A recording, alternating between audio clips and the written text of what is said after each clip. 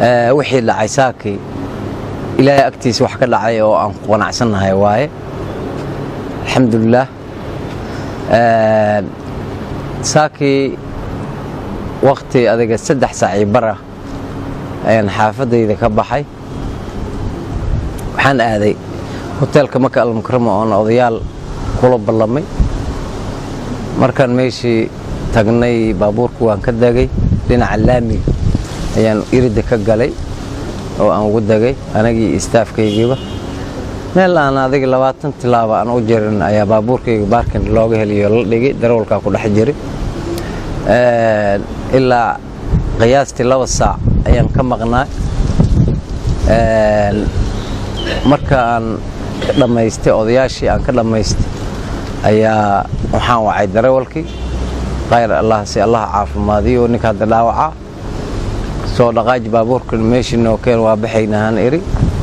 meeshii muxuu ahaay aan markii hore ugu dagay ayaa baabuurka la keenay markii meesha la keenay aan soo baxay banaanka hotelka aan ugu soo baxay waxaan dukaan meesha ku yeelay oo carwa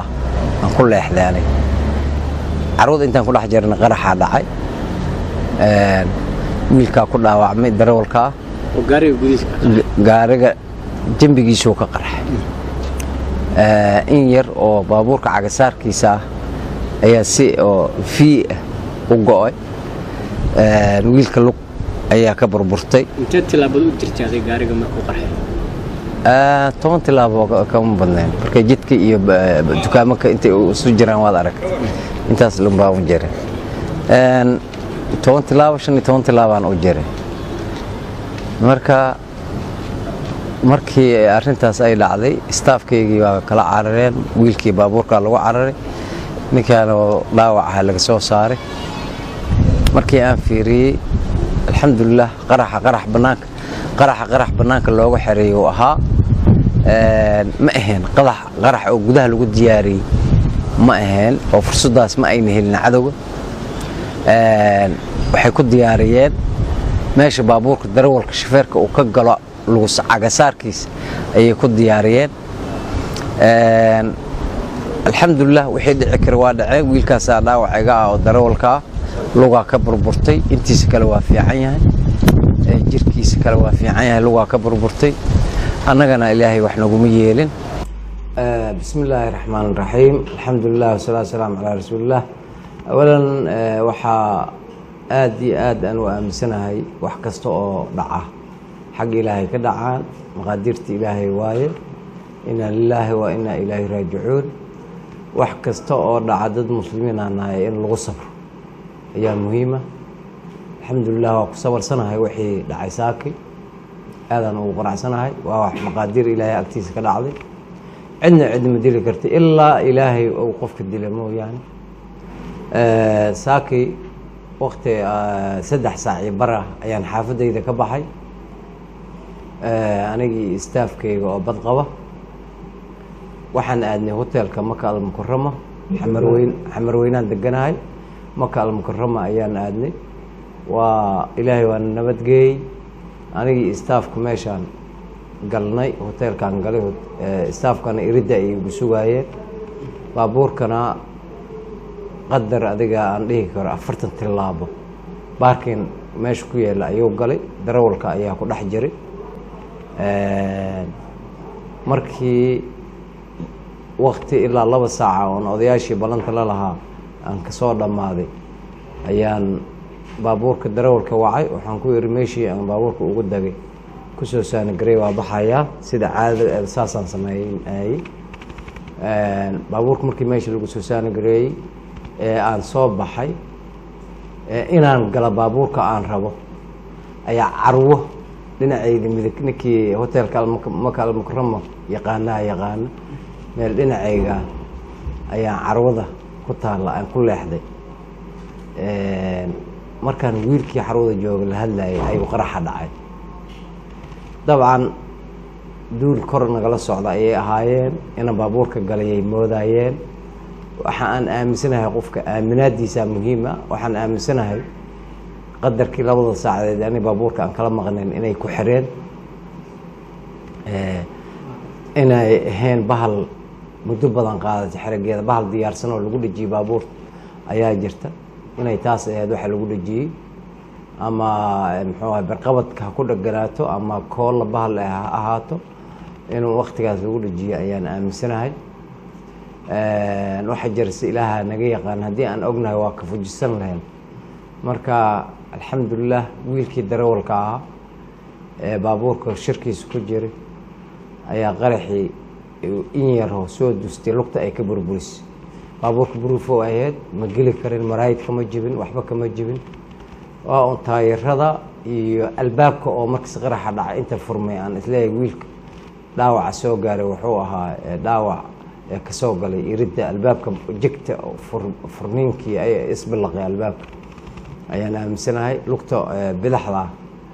ayaa dhaawac weyn ka soo gaaray waa qaybta ugu hooseysa lugta oo xanqowga iyo inta ka dhexeysa ayaa go'day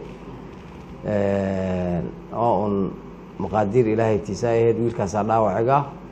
baabuurkana dee waa baabuur qarax isku dhacay siis ahaan jira unbuu ahaa wixii meeshii gooma waa foqday keliya maraayidaha oo buruufta ah way bad qabeen waayo qaraxa sooma gelin qaraxa haddii qarax hore loo diyaariyey oo ahaa gudaha baabuurka lagu diyaariyey oo ahaan lahaa waxba nagama harteen baabuurka dadka saaran iyo muxuu ahaay wiilka hadda ku dhaawacmayba hilbihiisa xataa in la aragteen aan aaminsanahay laakiin qaraxaas intaas yaroo soo gashay oo lugtaas ninkaas ka gooysay ma ogi korkiisa kale xataa dhaawacaysa firire iyo wax gale ma laha alxamdulilah asigaasaa hadda isbitaal naga yeelo baabuurkaasna waa garaafoobay waa la jiiday waxaa la geeyey muxuu ahay garaash alxamdulilah waana iimaankaygaana qabaa waa ku sabarsanaya waxay yimid ilaahayga subxaanahu watacaala ahay wiilkayga darawalka ah aan jeclaayo abtigaan u ahaa allaha iisoo caafimaadiyo insha allah marka laga soo tago wiilka darawalka ah khasaare kale miyaa jiray staafka iyo aniga dhulkaan joognay ma saareen baabuurkana waa waxa yaroo muxuu ahay bamka banaanka ay ugu dhejiyeen gudaha uguma dhejin korkana kama saareen baabuurka marka wiilashayda staafka ana dhulkay joogeen oo ana ila joogeen carwada irdeeda ay joogeen anigana ma saareen wiilka darawalka baa saareen laakiin ayaga waxay la noqotay sidaan qiyaasayo inaan baabuurka aan ku dhex jiro ayay iyaga la noqotay waayo baabuurka markii meesha lasoo dhigo waxaa caadi i ahayd inaan hore ka galo horena aan ka dhaqaaqo marka maanta sidii ma samaynin waa gartay xildhibaan aminjosow waxaa jira hadalhayn xagga baraha bulshada dadku isla qaadayaan waxaa jirta in xalay qoraal aad ka qortay madaxweynihii hore ee Soomaaliya oo ku saabsan socdaalkiisa Kismaayo marka wixii baa isku soo aaday yaad isleedahay isku daygiisa kala doonaya in lagu dilo waa ay ka dambeeyaan aniga qof iimaankiisa qabaan ahay malada waxa la yiraahdana waa shaka badan tahay shakagaasna ma fiicno qofka muslimka in shaka ilaa heerkaas hebela ku dilay hebela ku dhaawacay hebela wax ku geysanay inaan aamino ma rabo waa jirtaa in qoraalka xalay aan soo dhigay in aan muxuu ahaay idaacadaha ka hadlay in aan muxuu ahaay idaacadaha ka hadlay inaan raalli ka ahayn sidii madaxweynaheenii hore u tagay Kismaayo ayadoo cabasho badan ay nooga ibaadayso axmedow iyo xukuumadda ay is haystaan waxay isku haystaan ay tahay dadka shacabka dhibaatada ka daa dawladana soo raac nidaamka hogaamiye kooxeedka ka soo noqo waxay ilaaqaydada socdo iyo naqdada socota ay noocaas tahay in madaxweynihii hore ee Soomaaliya oo tago si dhiirigeliyo aad baan arintaas jirkeyga iyo damiirkeygaba ay u dhigtay laakiin haddana xasan sheekh ama kugu dhajiyay xasan sheekh ama dadku soo adeegsaday midna ma aaminsan waayo heerkaas aniga walaalo ma dhaho asagana hadii si arka walaalo idhaay marka uma maleynaayo in muxuu ahay wixii shalay qoraaladayni iyo hadalkii xalay aan hadlay inay saameyn ku yeelanayso uma maleynaayo laakiin cadawga ummadda Soomaaliyeed ay leedahay ayaan isleeyahay ama ay ka dambeeyaan waana hubaal waxyaabaha qaraxyada noocaas oo kala dhagar qabadyaalka al-shabaab ayaa sameeyay ma sameeyaan muwaadiniin Soomaaliyeed siyaasad isku afgaari ma sameeyaan xildhibaan aminjosow dabcan baarlamaanka Soomaaliya in muddaad ku jirta marka qaraxan dabcan kii kugu horeeyay ma aha sidaan filayo laakiin messenger ayaa sidaan oo kalenta aniga waxaan u malaynayaa xaqiiqda markaan ka hadlo xildhibaanada baarlamaankii 8aad iyo kii 9aad iyo kii 10aad waa ku jira intii waqti ee aan baarlamaanka ku jiray inta qaraxoon la kulmay ma aha wax la soo koobi karo waxaan ku jiray kii ka dhacay Muna Hotel Muna ka dhacay aan ku jiray waxaan ku jiray kii Galgaduud ka dhacay muxuu ahaa Seeraar iyo xildhibaanadii qaaliga ah ay nooga baxeen ayaan ku jiray waxaa jidka leegalay leega anoo ka soo laabtay baabuurkii saddexaad waa baabuurka hadda maanta lagu gubay anoo leega ka soo laabtay ayaa shabaab meesha aan isku helnay kafool oo aan ku dagaalanay anoo ceel cali ka soo laabtay beledweyne soo socda jidka ay galeen kafool baa laakiin ilaahay fadligiisa markii iigu qasaaraha badneed waxay ahayd markaan oo wiilkii darawalka ahaa oo la ka go'o inta kale intii kafoolka ahaydna ayagaan laynayay oo iska celinayay markii meeshii ugu yareeday 4 ahayd beledweyne markaan ka soo laabtay meeshii la yiraahdo leega markaan ka soo laabtay meeshii la yiraahdo muxuu ahaa iidow jilaad meel la yiraahdo oo ku yaala jidka leegi u dhaxeeya qibri weyn waxaa 12 aan ugu dilay oo aan kaga guuleystay oo aan meydkooda soo qaaday oo keenay meel saxaafadda ay joogto marka mar walba waa kaga guuleysanayay nacabka ummadda Soomaaliyeed